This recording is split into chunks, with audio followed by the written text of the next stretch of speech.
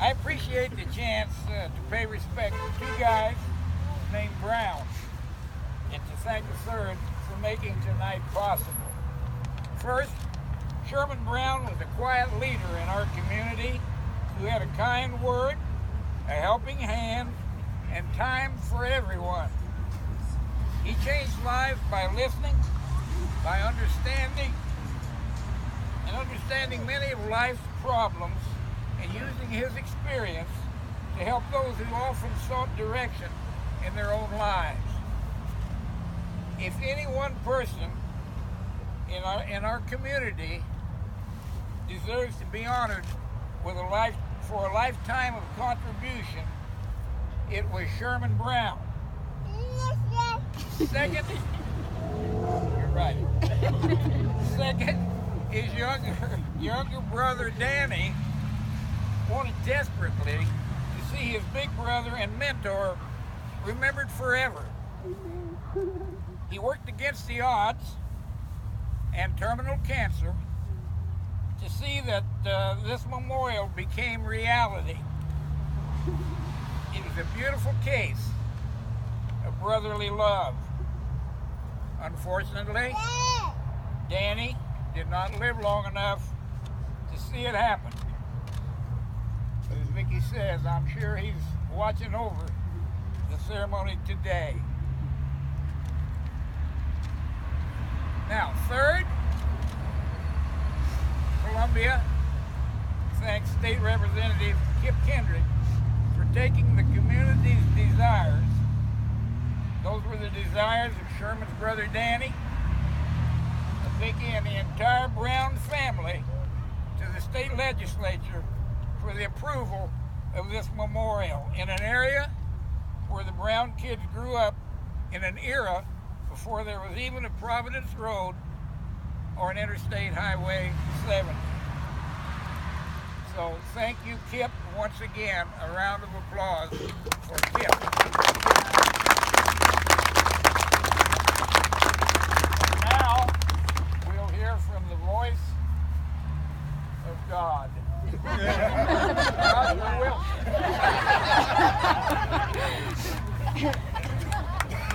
Vicki's that voice.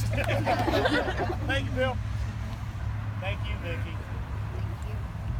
In case you haven't guessed it yet, we all owe a debt of gratitude to Kip Kendrick.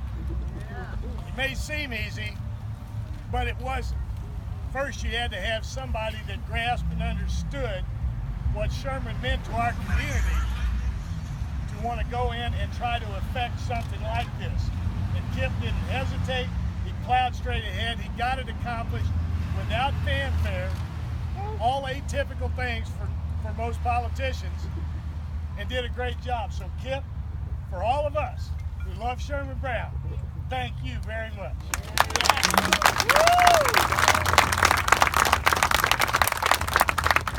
Sherman was a perfect friend. It didn't matter if he cussed you out, he was a perfect friend.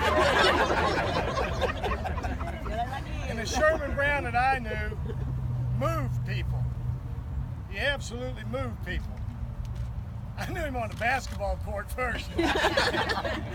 And this arm would beckon for the ball, and this arm would make sure he wasn't double or triple teamed and had a clear path to the basket. At first I thought he had 4 legs and just used the upper 2 exceptionally well. One of the strongest guys I ever knew. As I got to know him, I finally realized that the heart that drove him was the biggest of all. It was amazing. And people could not resist pulling into Lindsay Reynolds. If everybody had pulled into Lindsay Reynolds to visit Sherman, had rented something, Sherman would have retired 20 years ago. He showed up one night at Russell Boulevard Elementary School when our team was practicing. And I didn't know Sherman from Adam. And he said, "Why don't you let me try out for your team?" I said, "Sure." What I didn't know was Sherman was already playing on Sunday night, Thursday night, Wednesday night, and we were the team on the Tuesday night league that he might want to hook up with. It was the best hookup we ever had. We had fun. He played with all-staters. He played with college basketball players. He played with pro basketball players and either taught them a lesson or held his own every time. Vicki, he loved you. He loved you for letting him be the Sherman that he was. That had to be a little bit tough every time. But he did. And he loved all of his family.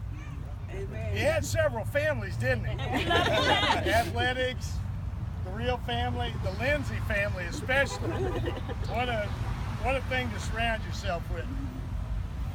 Had he not had that irreverent sense of humor, he might not have been noticed as much. And I'll give you one example. Where's Gary Jackson? Dad. Gary. Gary and Sherman had stopped in at a diner to have lunch. Didn't really know that many people in there, but one of the people that had been customers for Lindsay Reynolds came in and said, "Sherman, how you doing?" Sherman said, "I'm doing just great. I'd like to introduce my wife, Gary." Probably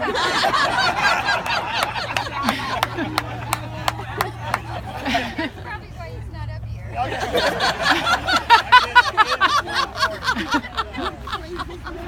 But he wasn't trying to impress anybody. But I do think he was trying to please everybody. Mayor, thank you for being here. We have somebody on the hospital board here. Thank you for coming. But you came because you're friends of Sherman, not because of the offices you hold. But I noticed, and I think the crowd ought to notice too. Young people, Sherman set something up for you. And it was really important. And I want to tell you something about Sherman. He never, ever, to my knowledge, exhibited hate. He wouldn't let it happen. He greeted everybody and he made them feel that they were his friend. And if you want to honor Sherman, then you take that with you the rest of your life, okay?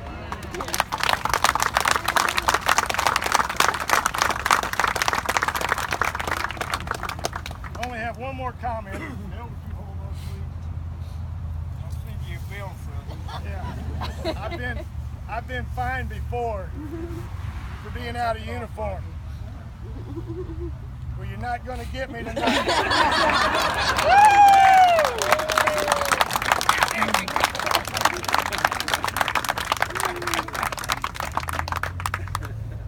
Well, how are you supposed to follow that, right? Oh, man.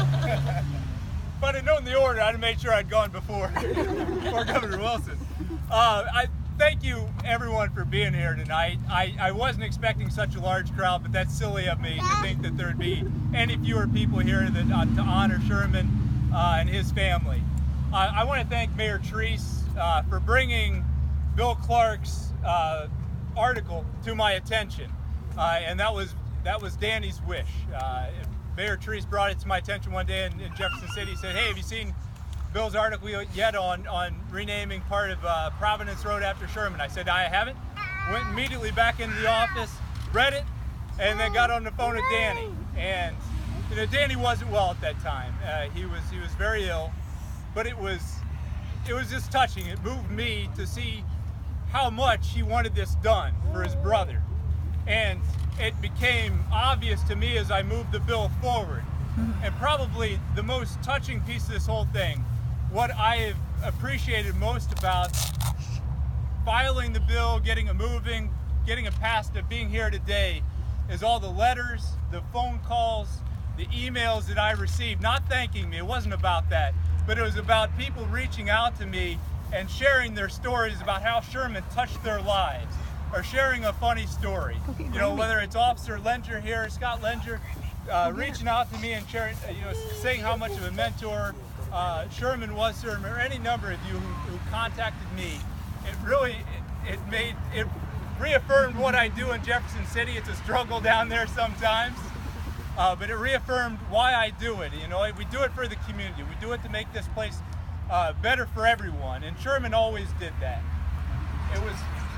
He served his country, he served his family, and he served this entire community. So the least that I could do was file this piece of legislation and push it all the way through to get it done this year.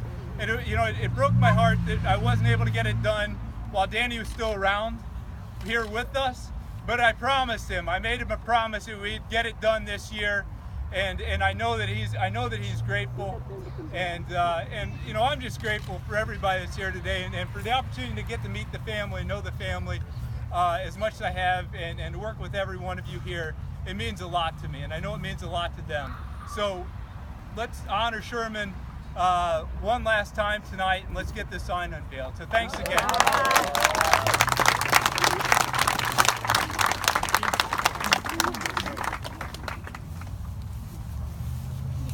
Sorry, my phone went dead.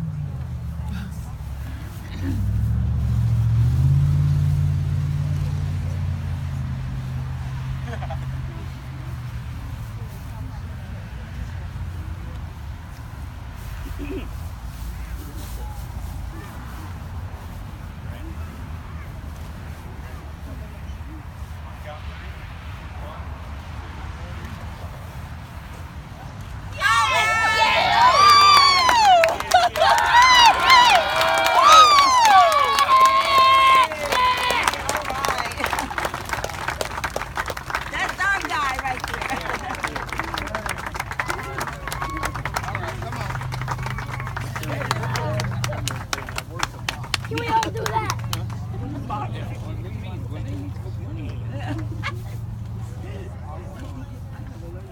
Love you, Pop.